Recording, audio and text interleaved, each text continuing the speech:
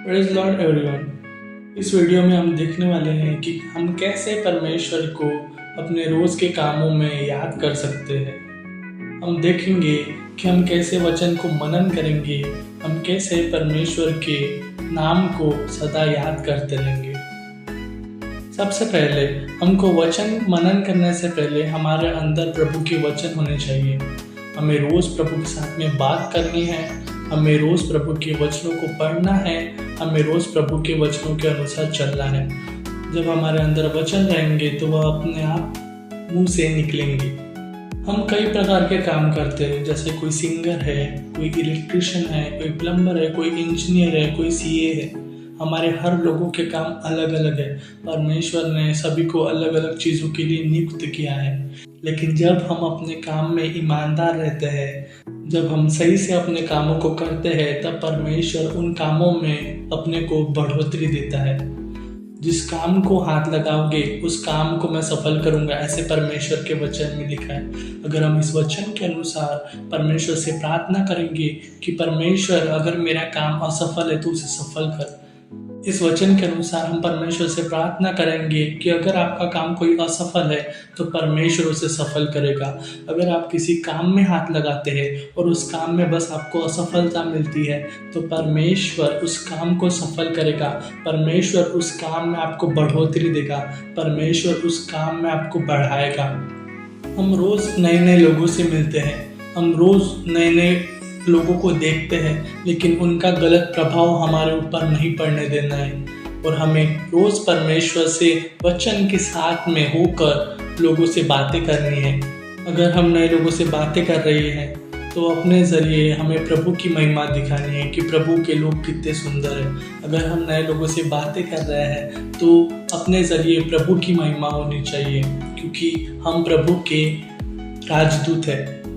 हम देखते हैं कि हम नए नए लोगों से मिलते हैं, तो हो सके तो जितने अपन नए लोगों से मिलते हैं उतनों से सुसमाचार का प्रचार अपने ज़रिए होना चाहिए।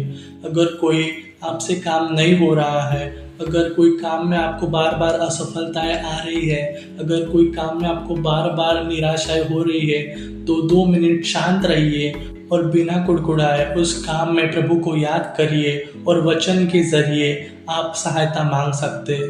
आप बोल सकते हैं कि धर्मी जिस काम को हाथ लगाएगा वह सफल होगा, ऐसा तूने कहा है। मैं एक सच्चा धर्मी हूँ, मेरा विश्वास है प्रभु तू मेरे प्रार्थना के अनुसार करेगा।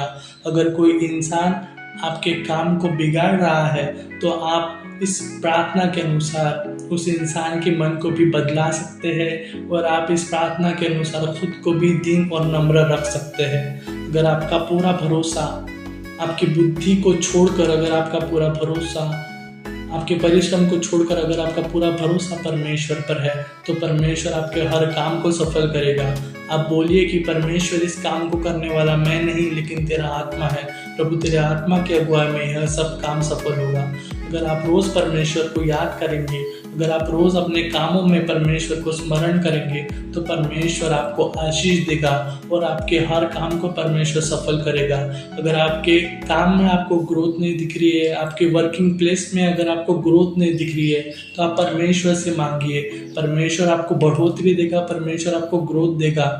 अगर आप अपने मन को शांत नहीं रख पा रहे हैं तो आप बाहर घूमने जा सकते हैं, आप नेचर में ट्रैवल कर सकते हैं, आप जंगलों में जा सकते हैं, आप अलग जा सकते हैं, आप शांत जा सकते हैं। हम देखते हैं कि यीशु भी अपने चेलों को, अपने लोगों को छोड़कर अकेला पहाड़ पर जाता था। हम देखते हैं कि अगर आप लोगों से सेपरेट होकर अगर आप खुद को शांत रखेंगे, अगर आप खुद को मेडिटेट करेंगे तो परमेश्वर आपको और बढ़ोतरी देगा, परमेश्वर आपको और बढ़ाएगा। अगर आप ट्रैवलिंग करते जंगलों में, अगर आप हरी भरी जगह पर घूमते हैं तो जो हरा रंग है वो आँखों को न्यूट्रल करता है, वह हमें ज़्यादा सोचने नहीं देता। अगर हम अच्छी जगह पर घूमेंगे, अगर हम अच्छी जगहों को एक्सप्लोर करेंगे तो अपना मन भी परमेश्वर शांत रखेगा और आप अपने शरीर को भी अच्छी ग्रोथ में और अपने मन को भी अच्छे और सही ढंग के साथ बढ़ाओगे और परमेश्वर इन वचनों के ज़रिए आपको आशीष देगा।